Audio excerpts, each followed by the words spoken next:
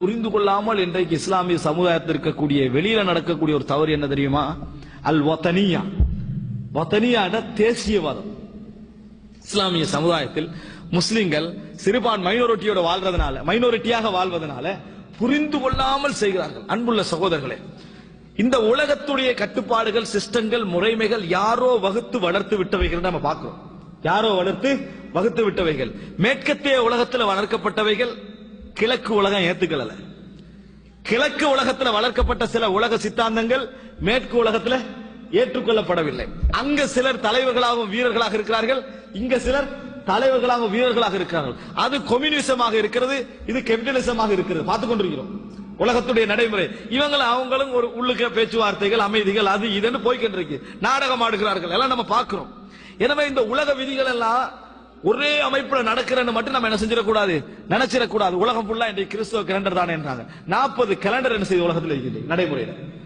40 கேலண்டர்கள் நடைமுறையில் இருக்கிறது. அற்புதமான கேலண்டரை இஸ்ரேல்காரன் வச்சுக்கிறான். என்ன, உலகம் படைக்கப்பட்ட நாள் முதல் அந்த கேலண்டர் ஆரம்பிக்குது. என்ன, நம்ம முன்னுக்கு பின்னுக்கு இருக்குது, ஹிஜ்ரிக்கு முன் ஹிஜ்ரிக்கு, இது அப்படி இல்ல, முன்னே இல்லங்க, உலகம் படைக்கப்பட்ட நாள் நம்ம ஆரம்பிக்கிறான். இப்படி ஒரு 40 கேலண்டர் வச்சு உலகத்தை இங்கிலீஷ் எனக்கு வானா என்று ஜப்பான், சைனா என்ன செய்து பப்ளிக்காக முடிவெடுத்து என்ன செய்கிறது, சர்வதேச இது மட்டும்தான் என்ன மொழி அப்படி என்ற அளவுக்கு அதை என்ன செய்து சாதாரண நம்ம எப்படி நம்ம நாட்டில் நம்ம சொந்த மொழிக்கு மரியாதை கொடுக்க மாட்டோமோ, அவன் என்ன செய்யறான், அந்நிய மொழிக்கு மரியாதை கொடுக்காம தண்ட மொழி என்ன செய்யறான் வைத்துக் கொண்டு போது நம்ம பார்க்கிறோம். இதெல்லாம் உலகத்தில் இருக்கக்கூடிய விஷயம். அதனால எதை பார்த்தாலும் இஸ்லாமிய பார்வையில பார்க்க பழகணும். அப்படி பார்க்க பழகாததுனால எல்லா முஸ்லிம்கள்ட்டையும் தேசியவாதம் வளர்ந்து போயிருக்கு. என்ன தேசியவாதம்? ஒத்தனை பிரிக்கணும் என்ன செய்யணும் தெரியுமா? நம்ம சமுதாயத்தை விட்டு பிரியணும் என்றாலோ, ஒத்தனை பிரிக்கணும் என்றாலும் என்ன செய்யணும், நிறைய அடையாளங்களை கூட்டணும். அடையாளங்கள் எவ்வளவு கூடுதோ அவ்வளவுக்கு பிரியும். எந்த அளவுக்கு அடையாளம் கூடுதோ அந்த அளவுக்கு பிரியும். எந்த அளவுக்கு அடையாளம் குறைவோ அவ்வளவுக்கு வித்தியாசம் என்ன செய்யும், குறையும். அதனால இந்த உலகத்துல திட்டமிட்டு தேசியவாதம் கட்டவிழ்த்துப்படப்பட்ட எப்படி தெரியுமா?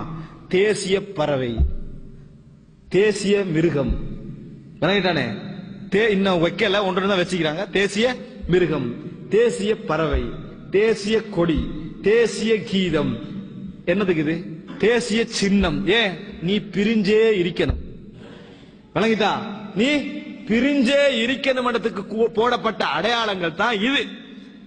இது முதலாவது ஒரு முஸ்லிம் பார்க்க பழகணும். இந்த பார்வையில நீ பிரிஞ்சே இருக்கணும் என்பதற்காக போடப்பட்ட அடையாளம் இதெல்லாம் கொடுத்து ஒரு மனிதர் ஒரு கொடி வைப்பது, ஒரு அடையாளம் வைப்பது தவறு கிடையாது, தவறெல்லாம் இல்லை. ஆனால் இது வத்தனியா, இந்த நேஷனலிசம், தேசியவாதம் உருவாக்கப்பட்ட பின்னால நடந்த விளைவு என்ன தெரியுமா? தேசிய மிருகமா அதுக்கு மரியாதை கொடுக்க ஆரம்பிச்சுட்டான். மற்ற மிருகமெல்லாம் அதே மிருகம் தான், சரியா? ஆனா இதுக்கு மரியாதை. தேசிய கொடியா, மற்ற கொடியை விட இதுக்கு ஒரு கொடி, என்னது, இந்த கொடிக்கு ஒரு மரியாதை. எத்தனையோ கொடி பறக்கும், இந்த கொடிக்கு ஒரு மரியாதை. தேசிய கம்பத்துக்கு மரியாதை, அதை விடக்கூடாது, நாடு விழுந்ததுக்கு சமம், விளங்கிட்டா?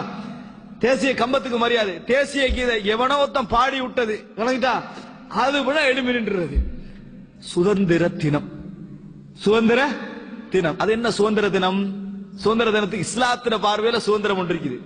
இன்றைக்கு முஸ்லிம்களுடைய பலகீனம் என்னடா, சுதந்திர தினம் முஸ்லிம்களுக்கு என்னன்னு தெரியாது. ஏண்டா, அவர்களுக்கு போடப்பட்டிருக்கக்கூடிய கண்ணாடிகள் மேற்கத்திய உலகத்துடைய கண்ணாடிகள். அதனாலதான் மாதா ஹஸ்ரல் முஸ்லிமூன பின் ஹிதாத்தில் மாதா ஹஸ்ரல் ஆலம் பின் ஹிதாத்தில் முஸ்லிமீன், முஸ்லிம்களுடைய வீழ்ச்சியின் மூலம் உலகம் அடைந்த நஷ்டம் என்ன என்று அபுல் ஹசன் நதவி அவர்கள் நூலிலே எழுதுகிற நேரத்தில் முதலாவது முன்னுரையில் எழுதுகிறார். நான் முஸ்லிம்கள் அடைந்த நஷ்டத்தை பற்றி, காபிர்கள் அடைந்த நஷ்டத்தை பற்றி எழுதுகிற நேரத்தில் கூட இன்றைய நிலைமை என்னடா, நான் அவர்கள் தயாரித்த பேனையால் தான் எழுத வேண்டியிருக்கிறது, அவர்கள் தயாரித்த பேனையால் தான் நான் எழுத வேண்டி இருக்கிறேன் என்ன செய்யறாரு, அவர் ஆரம்பிக்கிறாரு. அது மாதிரி இன்றைக்கு நாங்க மேற்கத்திய உலகத்தை பின்பற்ற கூடாது அப்படி என்பதனால அவர் பின்பற்றலன்னு அர்த்தம் அல்ல. அவருக்கே தெரியாது கண்ணாடி அதுதான். கண்ணாடி அது மேற்கத்திய உலக கண்ணாடிகள் அணியப்பட்டிருக்கின்றன, நம்மளுக்கு என்ன செய்யாது, தெரியாது. அன்புள்ள சகோதரர்களே, இஸ்லாமிய என்று அவன் போடுறதுக்கு போட்டுக்கிறாங்க பிரேக்கெட்ல. அவன் உருவாக்கிட்டானா நம்ம இஸ்லாமிய போட்டுக்கொள்ளும் பிரேக்கெட்ல. பிரேக்கெட்ல போட்டு என்ன செய்யணும், ஏதாவது 2 குர்ஆன் வசனம் 2 ஹதீஸோட சம்பந்தப்படுத்தினா இஸ்லாமியம் ஆகிரும். இப்படித்தான் நமது சமுதாயம் என்ன செய்து இருந்து கொண்டிருக்கிறது. அன்புள்ள சகோதரர்களே, இதை உருவாக்கி விட்டதனால சுதந்திர தினம் என்ன, முகலாயர்கள் இந்தியாவில், முகலாயர்கள் 300 வருடம் ஆண்டாங்க, முஸ்லிம்கள் 800 வருடம் என்ன செய்தார்கள், ஆண்டார்கள். அதே நிறைய பேர் 800 வருடம் முகலாயர்கள் ஆண்டார்கள், சரியா? 800 வருடம் முஸ்லிம்கள் என்ன செய்தார்கள், ஆண்டார்கள், அப்படித்தானே? 800 வருடம் ஆண்டு முடிஞ்ச பின்னால அவர்களை விட்டு ஒழித்து நாட்டை விட்டு விரட்டியதை சுதந்திர நாளாக முஸ்லிம்கள் எடுப்பார்களா? எடுக்க மாட்டோம். ஏன்? இஸ்லாமிய ஆட்சி போச்சே, முஸ்லிம் ஆட்சி போச்சே. அந்நியர்களை திருப்திப்படுத்துவதற்காக கொஞ்சம் ஓவராக அது இஸ்லாமிய ஆட்சியில் கொஞ்சம் சொல்லிக் கொள்வோம், விளங்கிட்டா? ஆனால் கொஞ்சமாவது அப்படி சொல்ற நேரத்தில் அவுரங்கசீபை பத்தி கொஞ்சம் பேசுவோமா? அவுரங்கசீபை பத்தி கொஞ்சம் பேசுவோமா? அவருடைய மகள் முஃபஸ்ஸிராவாக இருந்தால் அவர் கொஞ்சம் சீர்திருத்தமான ஆட்சி செய்தார், கொஞ்சம் பேசுவோம், பேச மாட்டோம். பேசுற நேரத்தில் முகலாயர்கள் எல்லாருமே எங்க இஸ்லாமிய ஆட்சியா செஞ்சாங்க, ஆனா உள்ளத்துக்குள்ள என்ன இருக்குது? முஸ்லிம்கள் ஆண்டார்கள் தானே அப்படின்ற திருப்தி இருக்குது. ஏன் இந்த மாதிரியான நடைமுறை நம்ம கையாளும்? தெளிவாக பேச பழகிற வரைக்கும் தான் இஸ்லாமிய சமுதாயத்துக்கு நலவும் சிறப்பும். இஸ்லாமிய சமுதாயத்துக்கு நலவும் சிறப்பும் என்பதை புரிஞ்சுக்கிறோம். நான் அவனோட உரிமையில கையடிக்கலையே, அவனோட சொத்தை பறிக்கலையே, எனது ரைட்டை நான் என்ன செய்யறேன்? நான் பேசுகிறேன். அவன் பகிரங்கமாக தைரியமாக ரஜினிகாந்துடைய வரலாறு கொண்டு பாட புத்தகத்தில் போற அளவுக்கு அவனுக்கு தைரியம் இருக்குது. நம்மளுக்கு வந்து என்ன செய்யல, இதை பற்றி பேசுவதற்கான ஒரு சிந்தனை போக்கு நம்மிடத்தில் இல்லை என்று நம்ம பார்க்கிறோம். அன்புள்ள சகோதரர்களே, புரிந்து கொள்ள வேண்டும். முஸ்லிம்கள் மதீனாவில் ஆரம்பிக்கப்பட்ட கிலாபத் எங்க வரைக்கும் போச்சு? கிழக்குலகத்துக்கு போச்சு. அப்ப அந்த கிழக்குலகத்தில் உள்ள அந்த புகாரா என்ற நாடு இந்த மதீனாவில் வந்த முஸ்லிம்களை விரட்டி அடித்தால் அதுக்கு பேர் சுதந்திரமா? அன்றைய தினமாக சுதந்திர தினம் கொண்டாட முஸ்லிம்கள் அனுமதிப்பார்களா? யோசிக்கிறோமா இல்லையா? அப்ப சுதந்திர தினம் என்ன? சுதந்திர தினம் இவங்க வச்சுக்கிற வரவேற்கணும் என்ன தெரியுமா? நாட்டில் உள்ள மக்களை நாட்டவர்கள் ஆள வேண்டும். அப்படி ஆளலடா அவன் கெட்டவனா இருக்கலாம், நல்லவனாக இருக்கலாம். கெட்டவனா இருக்கலாம், நல்லவனாக இருக்கலாம். நாட்டில் உள்ளவன் தானே ஆள்றா, அதான் சுதந்திர தினம். எவ்வளவு குருட்டு! சொல்ல போனால் இந்த குஜராத் கலவரத்தை எடுங்க, அதே போல இலங்கை முஸ்லிம்கள்ல யாழ்ப்பாணத்தில் ஏற்பட்ட அந்த கொடுமை எடுங்க. எப்ப நடந்தது? சுதந்திர தினம் என்று சொல்ல போறா நடந்தது. அதுக்கு முந்தி கொஞ்சம் தான் நடந்தது. இன்னும் சொல்ல போனா வெள்ளக்கார இடத்துல இதெல்லாம் கொஞ்சம் மெயின்டைன் பண்ணா, விளங்கிட்டா? கொஞ்சமாவது உரிமைகளை கொடுத்து சர்வதேச சமுதாயத்துக்கு சரியாகி என்னதான் கொண்டாலும் நம்ம நாட்டுக்காரனா இல்லையா? என்னதான் கொண்டாலும் நமது நாட்டுக்காரனா இல்லையா? சுதந்திர தினத்துக்கு பரவதானே நடந்தீங்க, அதனால கொண்டா பரவாயில்ல எந்த மாதிரி இருக்குது. அன்புள்ள சகோதரர்கள், இஸ்லாத்துடைய பார்வையில் நல்லாட்சியா கெட்டாட்சியா என்பதுதான் சுதந்திர தினமே தவிர நாட்டுக்காரனா வெளிநாட்டுக்காரனா என்பதல்ல சுதந்திர தினம். இதான் இஸ்லாமிய பார்வை. அதை விட்டுட்டு சுதந்திர தினம் அவன் நம்ம நாட்டை விட்டு போன நாள், அப்ப அவன் முஸ்லீமா இருந்தா அந்த டைம்ல நம்ம என்ன செஞ்சிருப்போம்? முஸ்லீமா இருந்தா என்ன அர்த்தம்? அவன் நல்லாட்சி செஞ்சிருப்பான். அவன் போன நாளை வந்து எப்படி சுதந்திரமா கொண்டாடுறது? அது என்ன பார்வைன்னு கேட்கிறேன். அன்புள்ள சகோதரர்களே, நல்ல தஹரீர், விடுதலை, ஃப்ரீடம் அப்படி என்பது நல்லது கெட்டது என்ற அடிப்படையில் தான் வரணுமே ஒழிய நாட்டுக்காரனா வெளிநாட்டுக்காரனான்னு வரப்படாது. அப்படி என்றா அபூபக்கர் மதீனாவில் கலீஃபாவாக இருந்தது அடிமை வாழ்க்கையா, அடிமைத்தனமான கேட்கிறேன். அவங்க தானே சொன்னாங்க நாங்க ஆள போறோம். வேற மதீனாவை சொன்னாரா இல்லையா ரலியல்லாஹு அன்ஹு? அதுக்கு அபூபக்கர் என்ன சொன்னாரு? குறைஷிகள் தான் நீங்க ஆளணும் சொன்னாரா இல்லையா? ரசூலுல்லாஹ் ஹதீஸ் சொன்னாரா இல்லையா? அபூபக்கர் கலீஃபாவாக இல்லையா? கடைசி வரைக்கும் மதீனாவாசிகள் யாரும் மதீனாவில் கலீஃபாவாக இருக்கவில்லையே. இதுக்கு பேர் என்ன? இதுக்கு பேர் என்னன்னு கேட்கிறேன். அன்புள்ள சகோதரர்களே, எனவே நம்ம விளங்காம இப்ப எதுக்கு மாறி போய் தெரியுமா? நமது நாட்டு கொடி, நமது நாட்டு தேசிய கீதம், இன்னொரு நாட்டு தேசிய கீதம் படிக்கப்பட்டா என்னமோ என்னது தேசிய கீதம், நம்ம நாட்டு தேசிய கீதத்தை பாருங்க எப்படி நல்லா இருக்குது, நல்லாவே இருக்காது, சரியா? ஆனா இந்த வெறியின் காரணமாக நம்மளுக்கு என்ன செய்யுது? அந்த உணர்வு ஏற்படுகிறது. அன்புள்ள சகோதரர்களே, முஸ்லிம் சமுதாயம் தேசியம் என்கின்ற அடிப்படையில் ஒன்றுபட முடியாது. வதனியா இந்த நாட்டில் புதிதாக உருவாக்கப்பட்டிருந்தாலும் அதுக்கு சவுதி அரேபியா உலமா சபையுடைய தீர்ப்பு என்ன? மார்க்க ரீதியாக இது கொண்டாடக்கூடாது. வத்தனியத் ஒன்று இஸ்லாத்திலே இல்லை. நேஷனலிசம் என்கின்ற ஒன்று இஸ்லாத்திலே இல்லை. இஸ்லாம் முஸ்லிம் என்கின்ற ராபித்தை இணைக்கணும். ஆம் உண்டு. என்ன? ஒரு பிரதேசத்தில் வாழுகின்றவனுக்கு அதில் அதிகமான அருகதை உண்டு, அதில் அதிகமான அவனுக்கு உரிமை உண்டு. ஆனா சுபஹானல்லாஹ், நம்மளோட பார்வை பாருங்க. நம்ம இந்த நாட்டில் என்ன பேசிக்கொள்றோம் அடிக்கடி? இங்க எல்லாம் ஃபாரினர்ஸுக்கு எந்த மதிப்பும் இல்லை அப்படின்னு. நம்ம ஊர்ல வெளிநாட்டு ஊர்காரனுக்கு நிர்வாகம் கொடுக்க மாட்டோம், வெளியூர்காரனுக்கு நிர்வாகம் இல்லை. வெளிநாட்டுக்காரனுக்கு அல்ல, வெளியூர்ல இருந்து வந்தவர் எத்தனை வருஷம் வைக்கிறாரு? 40 வருஷம். 40 வருஷமா தான் வெளியூர்காரர் தானே. அவருக்கு எப்படி ஊர் குணம் இருக்குமா இல்லையா? அவர் பள்ளி தலைவரா வரையலாது, செயலாளரா வரையலாது. இந்த நாட்டில் நம்ம பேச என்ன? ஃபாரினர்ஸுக்கு எங்க மதிப்பு? நீ ஊருக்கு எங்க மதிப்பு?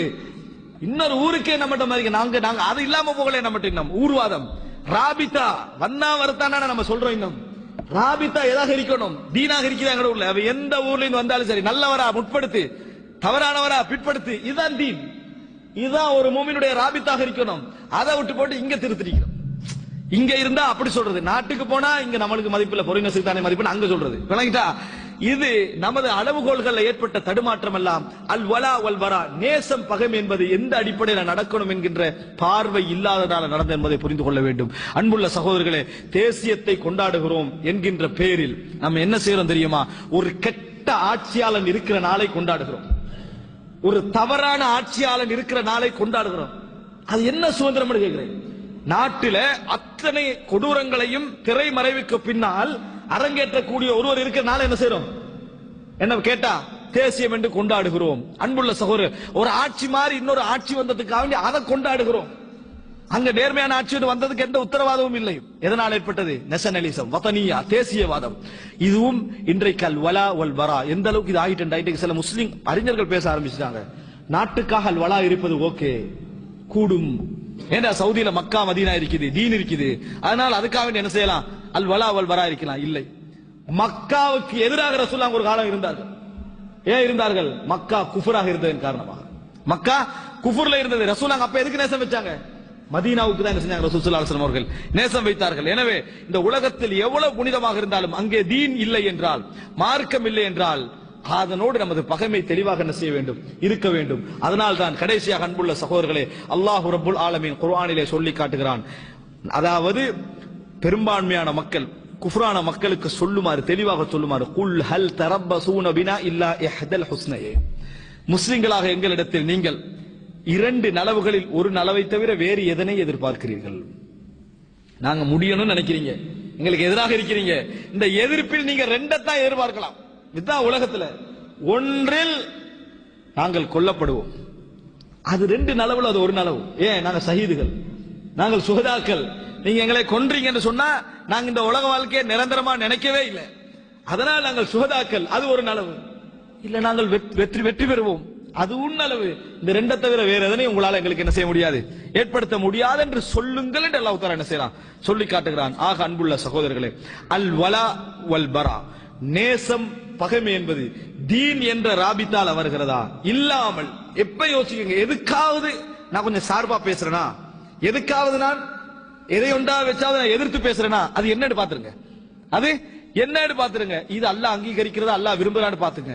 இப்படி பார்த்தோம் என்றால் மட்டும்தான் நாங்கள் அல்லாஹுக்கும் ரசூலுக்கும் நேசம் வைத்தவர்களாகுவோம். இல்லை என்றால் முஸ்லிம்களை நாங்கள் நேசம் வைத்து, முஸ்லிம்களை பகைத்து காபிர்களை நேசம் வைக்க வேண்டிய நிலையெல்லாம் இதனால் ஏற்படும். அல்லாஹ் ரப்புல் ஆலமீன் அது போன்ற பாதகமான சூழ்நிலையிலிருந்து, தவறான அகீதாவுடைய போக்கிலிருந்து எம் அனைவரையும் காப்பாற்றியல் புரிவானாக. அதமா இந்தி வல் இல்மு இந்தல்லாஹ் வ அகூலு கௌலி ஹாதா வ அஸ்தக்ஃபிருல்லாஹ் லி வ லக்கும். வஸ்ஸலாமு அலைக்கும்.